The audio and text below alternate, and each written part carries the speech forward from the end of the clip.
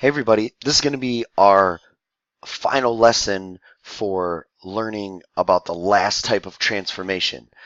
We've already learned about two types of transformations. We've learned about translations, which is how we slide a graph left or right or up or down. We've learned about reflections, which is when we flip the graph either horizontally or vertically. Today we're going to learn about dilation, which is stretching or squishing the graph vertically. So just as a quick recap, translations, if we wanted to move a graph left, we would have to add inside the parentheses. So let's just do an example with, first of all, we have to figure out what we want to slide left. So, gotta get my pen here. There we go. So we need to slide something left. So we'll look at y equals maybe square root of x. Let's say we want to slide it to the left 3. We would write y equals square root of x plus 3, right? If we wanted to move it right 3, we would do minus 3 on the inside. Let's say we wanted to move something, a square root graph, up. So we're starting with a square root graph. We want to move it, let's say we want to move it up 5. We would just do y equals square root of x plus 5 on the outside. So we talked about that. Flipping horizontally or vertically. So horizontally means flipping it from this to this. So when they say flipping horizontally, they mean flipping it over a horizontal line. When they say flipping it vertically, they mean flipping it over a vertical line. So that doesn't really make much of a difference when it comes to parabolas because they're symmetrical, but it does make a difference if we wanted to flip, say, a square root function like this. If we wanted to flip this vertically, that means flip it over a vertical line, and that would look like this. So we talked about what that means. How do we accomplish that? So this is a y equals x squared graph right here. And then the reflection is y equals negative x squared. So we put the negative on the outside if we want to flip it horizontally. And then this is a square root graph. I did a pretty bad job of flipping it, but this is a y equals square root of x. If we want to flip it to the left, or if we want to flip it over this vertical line, we have to do a square root function, but this time the negative is on the inside because we want it to flip left and right. So that's what we've learned so far. Today we're talking about how to stretch and squish things vertically. So just looking at the three parent functions that we've looked at so far, we've looked at square root functions, which is right here. So this is y equals square root of x. So we can do all kinds of stuff to this. We can shift it to the right, we can shift it to the left, we can move it up, we can move it down, we can flip it over this way to the left, we can flip it upside down, flip it horizontally. And we could do the same thing with a y equals x squared function. We can do the same thing with that. What we're going to look at today is we're going to look at y equals absolute value of x. So it's a pretty easy graph to get a hold of. You could just make a table. Say you had no idea how to graph this thing.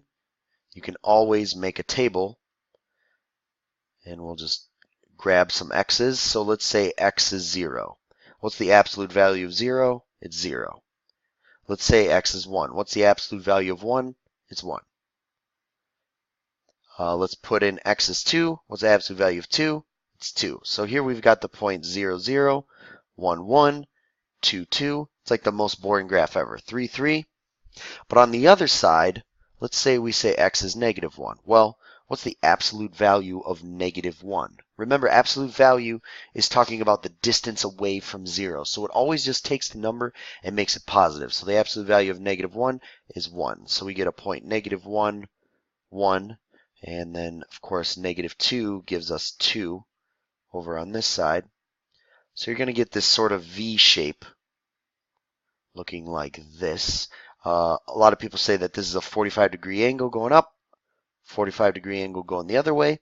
You could also think about this as having a slope of 1, and then this has a slope of -1, and they meet together at that point.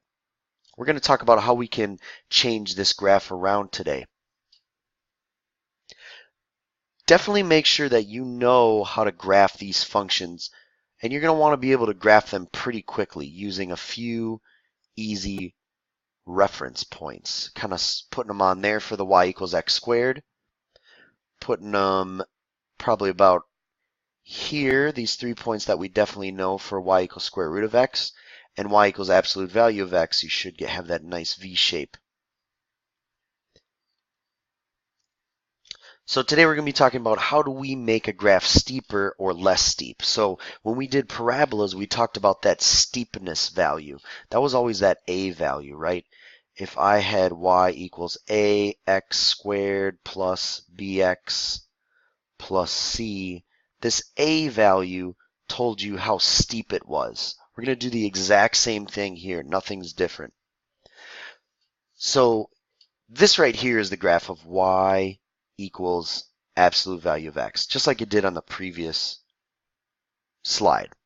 So let's just talk about how we could graph y equals absolute value of 3x. So this is just 3 times steeper. 3 times steeper. So basically every value, every y value is going to multiply by 3. So 0, 0 is going to become 0, 0, because 0 times 3 is still 0. We have this point here, 1, 1 is going to become 1, 3. We have this point here, 2, 2, that's going to become 2, 6. And then we have this point here, 3, 3, which is going to become 3, 9, which is going to be kind of up there. Same thing on the other side. We have this point -1, 1. Now it's going to be -1, 3. We have this point over here, -2, 2. Now it's going to be -2, 6. Here we have this point -3, 3. Now it's going to be -3, 9. I think you guys get what's going on here. This is going to be the same graph. It's not moved to the left or right. It's not reflected. It's just made 3 times steeper.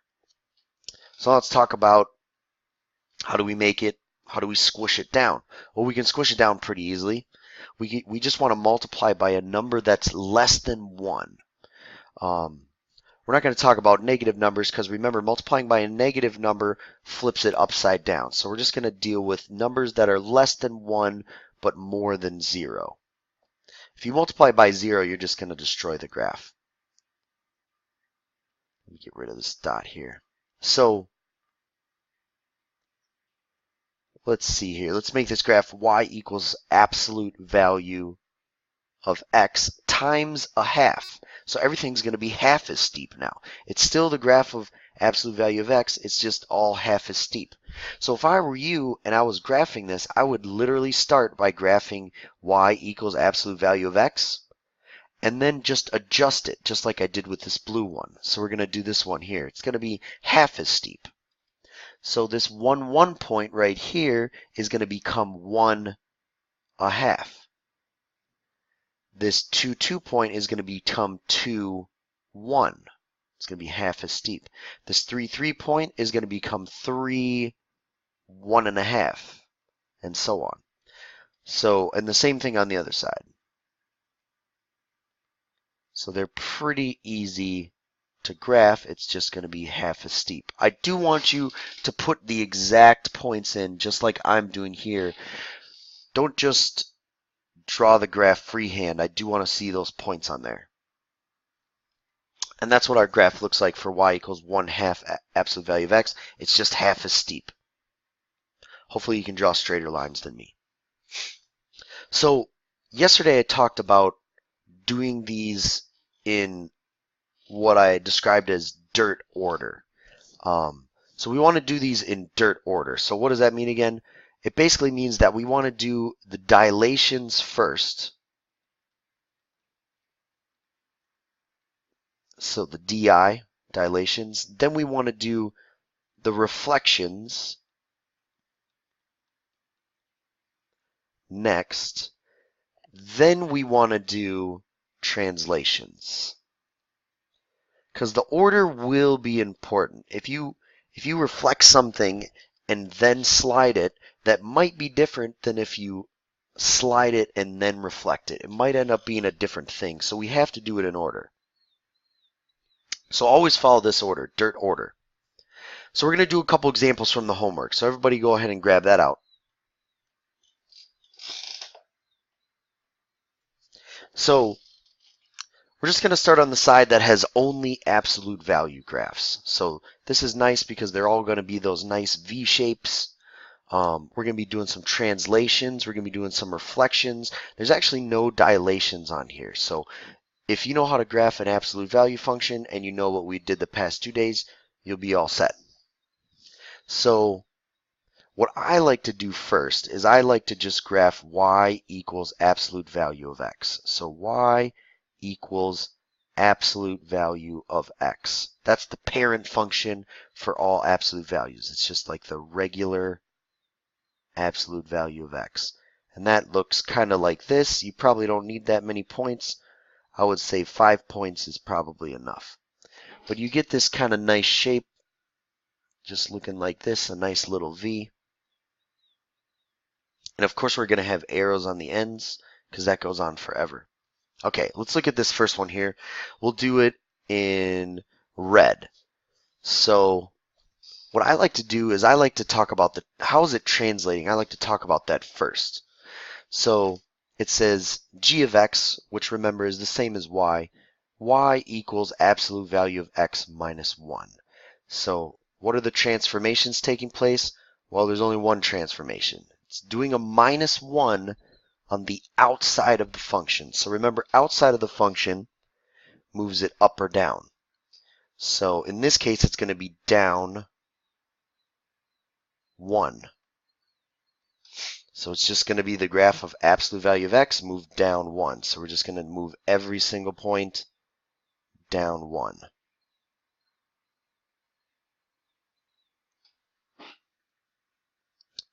So we're moving this point here, that point there, and it's going to end up looking like this, except I couldn't quite hit that line. Let me try again.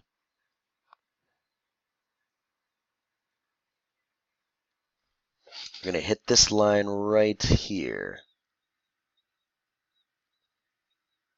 You can do it. There we go. Okay, so it's going to look something like that, just shifted down 1. Let's skip over to like number 3. We'll do number 3 in blue. You can go ahead and do number 2 on this graph as well. You can double stack them. It won't be a big deal. So what I like to do again is I like to graph my absolute value of x first because I know that it's just going to be a transformed version of that.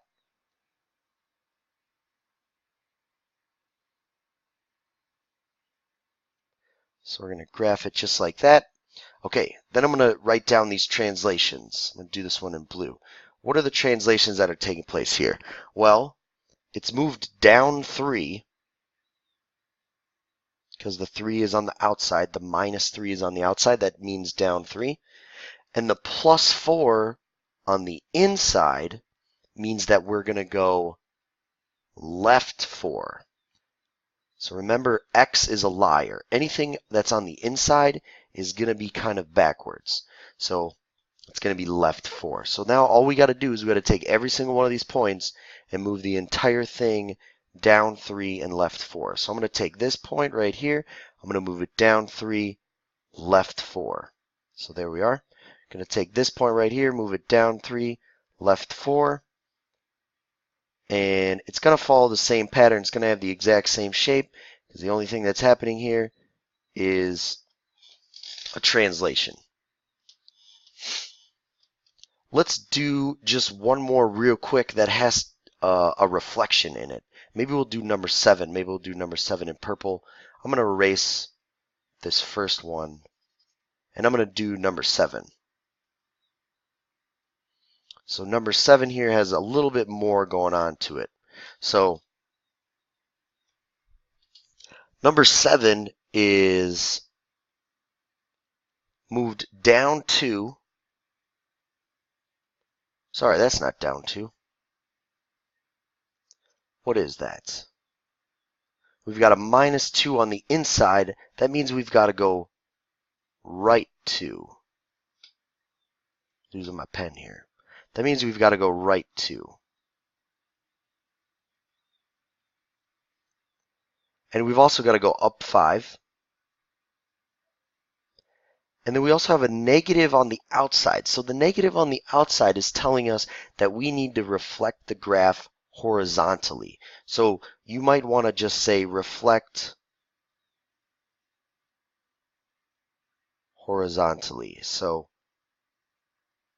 you might want to say that it's going to end up upside down. That's partially right.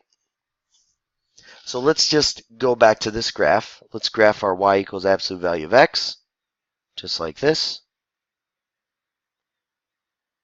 Looking just like that. So that's our regular absolute value of x. I'm going to do this in 2 steps. So I'm going to do just a couple things at a time. So we're going to do this in dirt order. So dilations, we don't have any dilations. Reflections, we're going to do our reflection first. So we're going to reflect it horizontally. That comes first. So I'm going to reflect it horizontally. That means reflect it over the x-axis. So it's going to look like this. 0, 0 is on the x-axis, so it's not going anywhere. But that point goes there, that point goes there, that point goes there. It's going to be kind of upside down. Okay. So I haven't done my right 2 up 5 yet, but I'll do that last. I like to do it one step at a time. Now we're just going to take this graph, this green one, and we're going to move it right 2 and up 5. So we're just going to go right 2, up 5. There's our vertex, our bottom, or our top in this case. And then we're just going to create the same shape again.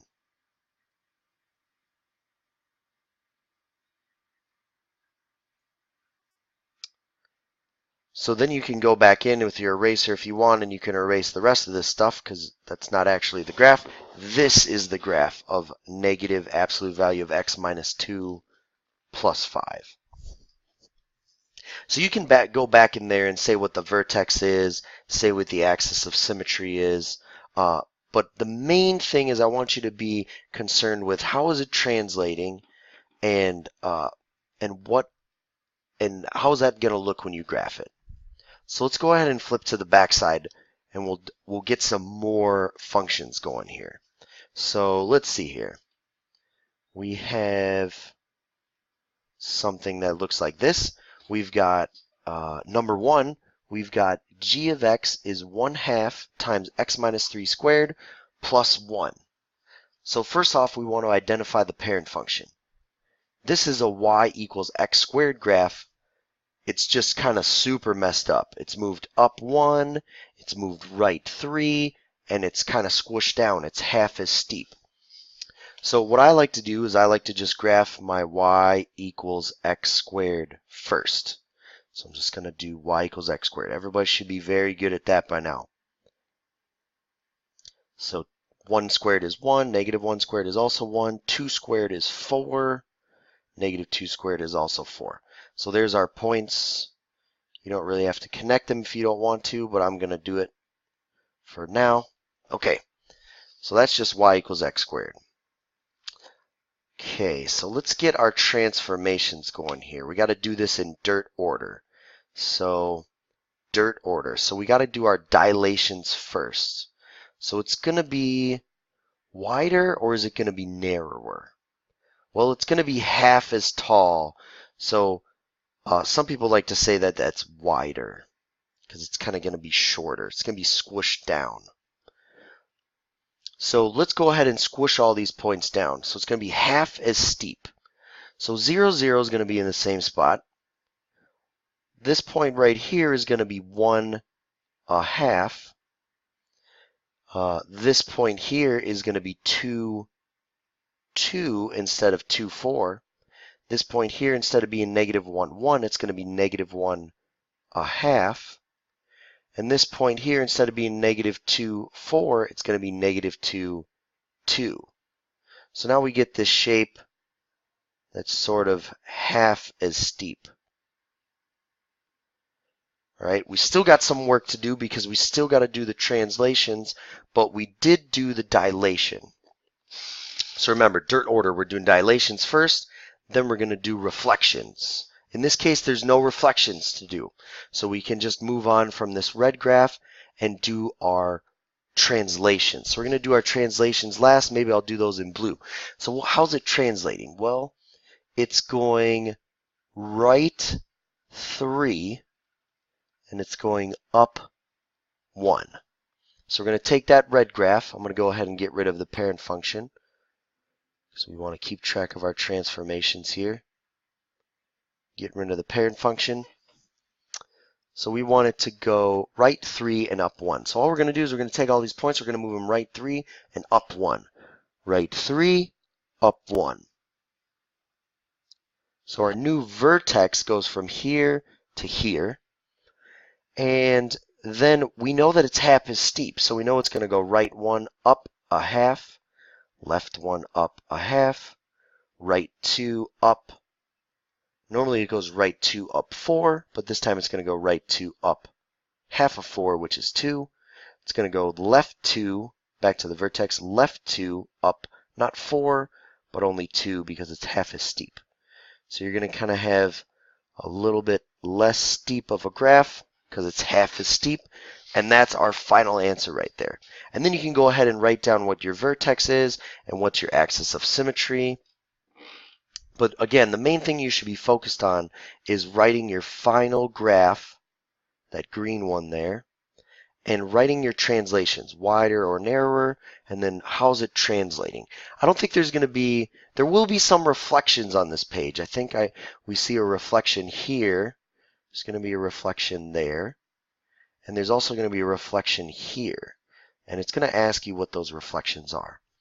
But basically, we're kind of putting it all together today. We're doing the dilations and the reflections and the translations all together with the 3 different parent functions that we know. So I would definitely take some time, go through these problems. It's not super quick because it might take you a few steps. You might need to draw every step in between. That's fine. Eventually, you might get quick enough to do 2 or 3 steps at once. But for now, just take it nice and slow and do 1 step at a time. All right, I'll see you guys tomorrow.